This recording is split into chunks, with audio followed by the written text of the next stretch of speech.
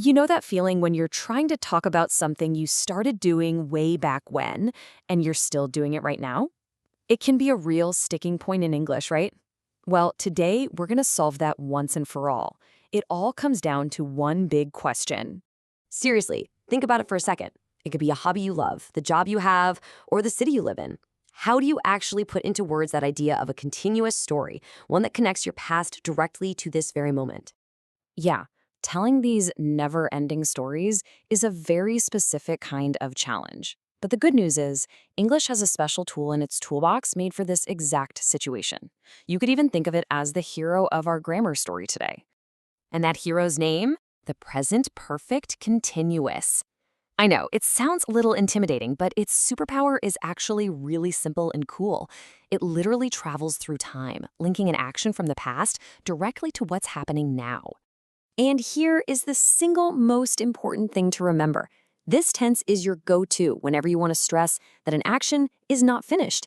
It kicked off in the past, and it is still going strong right up to this moment. So let's look at an example. He has been studying music for 6 years. When did he start? 6 years ago. Is he still studying now? Yep, the action is ongoing. That's that beautiful past-to-present connection we're talking about. And here's another one. I've been playing the piano since I was 10. The action playing the piano, it started at a very specific point, right? When I was 10. And guess what? It's still happening today. It just paints such a clear picture of continuous action over a long time. Okay, so our grammar superhero doesn't fly solo. Nope, it has two essential little gadgets that give it all its power and precision. The words since and for. And the difference is actually super simple. Since points to the exact moment an action started. Think of it like the starting line of a race. For, on the other hand, just measures the total time. How long the race has been going on. See how that works? Since last July. Boom. That's the specific starting point. We know exactly when her Chicago story began. That's the power of since. And now let's swap in for. We're talking about the exact same situation, but now we're just focused on the duration. We don't know the specific start date, just that the total time is 6 months. It's just two different ways of telling the very same ongoing story. But as we all know, every superhero has a weakness, right? A kryptonite. And our present perfect continuous is no exception. There is one particular situation where it just doesn't work. And here it is. This tense is all about actions. It doesn't play well with states of being, what we call state of verbs. These are verbs that describe a state, not a physical action. Things like knowing something or owning something or liking something. And that means a sentence like this is a no-go. It just sounds a bit off, doesn't it? That's because knowing isn't an action you do over and over, like running or studying. It's a state. And that's why our superhero tense has to sit this one out. So what do? You call in the backup hero, the simple present perfect.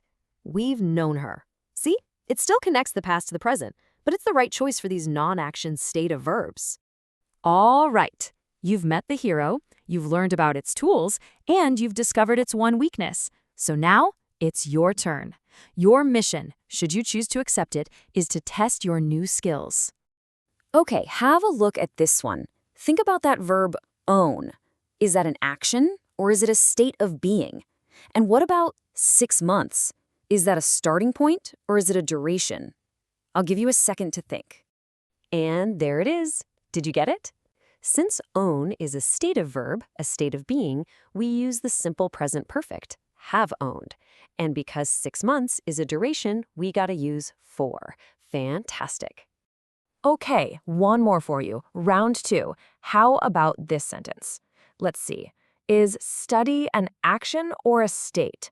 And what's the deal with the phrase, I was 6? What's that telling us? You nailed it. Study is totally an action. So our superhero, have been studying, is the perfect fit. And since I was 6 marks a very specific starting point in time. That means since is the right gadget for the job.